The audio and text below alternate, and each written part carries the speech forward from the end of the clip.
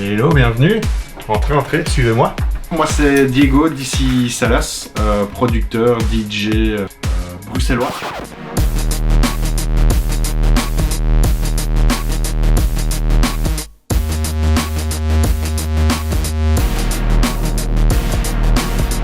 Voilà, une partie des disques en tout cas sont ici, à la maison à Laken. Et ils sont depuis peu plus ou moins triés. Dans le studio, j'ai aussi une petite étagère. Et le but, c'est d'avoir ici plus, on va dire, le stock. Et en haut, les disques avec lesquels je vais un peu plus jouer pour l'instant. Et le but, c'est de faire des allers-retours entre la collection qui est en haut et la collection qui est en bas. Et c'est comme ça un peu que j'essaye de garder cette notion de digging au sein même de ma collection. Il y a une partie techno, une partie house. Ici, on va avoir plutôt tout ce qui est new beat. Et après, il y a des côtés qui vont être plus par ambiance, où ici, ce sera plus quelque chose de plus dark, plus sombre. Et après, on va avoir ici des trucs plus 90s, house, trance. Et ici même, un petit coin, des disques que je joue en 33+8. Donc vraiment ralenti à la belge. Et après, tu as toute une partie ici qui est un peu plus mélangée. Où moi je m'y retrouve, mais là ce sera plus par énergie. C'est un peu comme ça que je construis un set aussi. La collection plutôt disque d'écoute, elle est dans le salon. Parce que c'est vraiment des albums. J'achète peu d'albums de manière générale. Il en reste quelques-uns. Je crois que genre ici le Talamanca System qui est assez cool. C'est un projet de Gerd Jansson avec Lower où les compiles, genre les compiles de Young Marco sortis il y a quelques années, Welcome to Paradise. Les disques plutôt fétiches au niveau album, il y a le Blunt de Frank Ocean ou ici le Stick Stuff.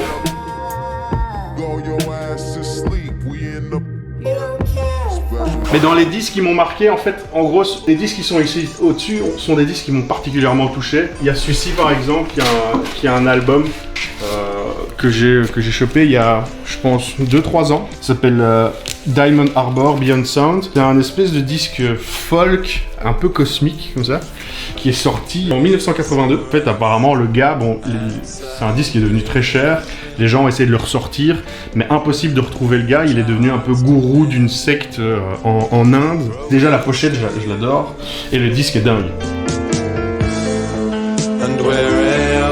Je digue autant en ligne que chez le disquaire. J'ai encore besoin d'aller chez le disquaire quasi toutes les semaines. À Bruxelles, ça va être pas mal d'heures chez Geert de Dr Vinyl, Pim, Jacob et toute la clique de crevettes. Donc j'ai toujours besoin des deux. Et je trouve que les deux se complètent bien. Je vais pas acheter la même chose en ligne que ce que je vais acheter chez Geert ou chez Pim. Et je pense depuis maintenant, je sais pas, 16-17 ans, ne jamais avoir arrêté d'acheter des disques.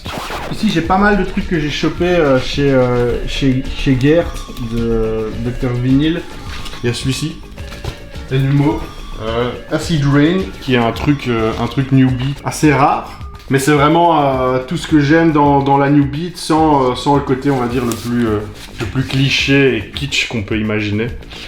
Et c'est un disque que j'essaie de jouer encore très souvent.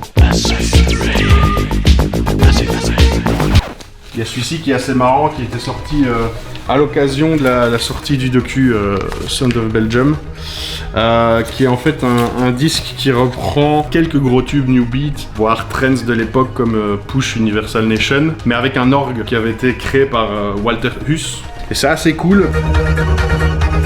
Ça sent haut ? Ouais. Alors là, je vous emmène dans le studio, où il y a une autre partie de ma collection. J'ai commencé la prod et le DJing plus ou moins en même temps. Et c'est pour ça qu'ici c'est un peu le mélange des deux mondes, avec ici d'un côté la partie vraiment studio, avec plutôt mes machines, etc. Et puis la partie DJ ici, avec aussi le micro que j'utilise pour jam. Hein. Et après derrière, il y a le petit meuble dont je parlais tout à l'heure, avec la collection, on va dire, qui est plus en mouvement que celle qui est en bas. Mais il y a ce truc assez marrant qui paye pas de mine, qui est un des premiers disques que j'ai acheté en fait à l'époque, qui s'appelle House of Black Dress. Quand j'ai acheté ça à 15 ans, je pensais que ça venait de sortir, et pas du tout. Un reissue d'un morceau de l'époque, et je l'ai ressorti il y a quelques semaines, et je l'ai joué en club, et je me suis dit en fait, il va plus quitter mon bac pendant un bon petit temps. Ici, j'ai encore quelques disques de ce côté-ci. Avec ici, on a plutôt les petits formats déjà. Il y a ça aussi qui est super cool, un Autrichien qui s'appelle Manny S. Ce disque, je l'ai même pas vu sur Discogs, c'est juste mortel. Ça s'appelle Dancing in the Park. Ouais, comme tu disais ici, mes petites productions. une partie des disques que j'ai sortis ces derniers temps, et aussi le premier disque de mon nouveau label, ici, mon label Higher Hopes, c'est Crocakai. C'est sorti il y a quelques mois maintenant. Voici les disques dont on va parler aujourd'hui. Alors en premier, on va commencer par ceci, les Pilotwings. C'est un trio lyonnais. C'est un truc 80s complètement fou. Les titres parlent d'eux-mêmes, du genre Tonton Sniff Sniff à Bogota, ça sulfite. Au niveau artwork, ils ont fait ça assez bien, puisque on le voit peut-être pas, mais ici tu as un petit visuel qui bouge. Et en plus de ça, ils ont fait un espèce de livre de prière avec les paroles. Et là, en format album, ça défonce, et j'espère qu'ils en feront un jour un bon live. Ça risque d'être assez fou.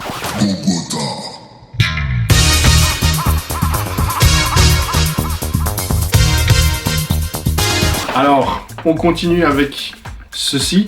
Ça, c'est Puma and the Dolphins. C'est sorti sur Oddball Fantasies, qui est un label belge. C'était un des nouveaux labels lancés par Crevette Records. Et Puma and the Dolphins, c'est un producteur que j'adore depuis déjà pas mal d'années. C'est assez lent, percussif.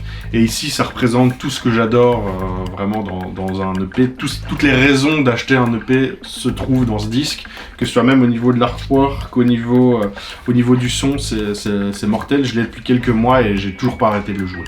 Donc ça, c'est vraiment une grosse recommandation.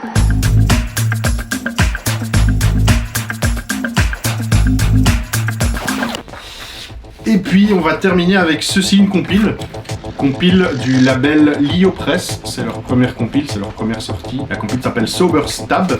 Il y a des belles petites explications sur chacun des artistes. Enfin, il y a un vrai effort au niveau objet, parce que au final, c'est aussi ça. On oublie acheter des disques, c'est acheter de la musique, mais c'est aussi acheter un objet. Et donc, c'est le label qui a été lancé par Alicia Carrera, qui est une selector DJ basée à Barcelone, qui a pas mal bossé avec John Talabot. Et ici, elle a sorti cette compile il y a quelques mois, et c'est juste mortel. C'est vraiment ma compile favorite de 2021.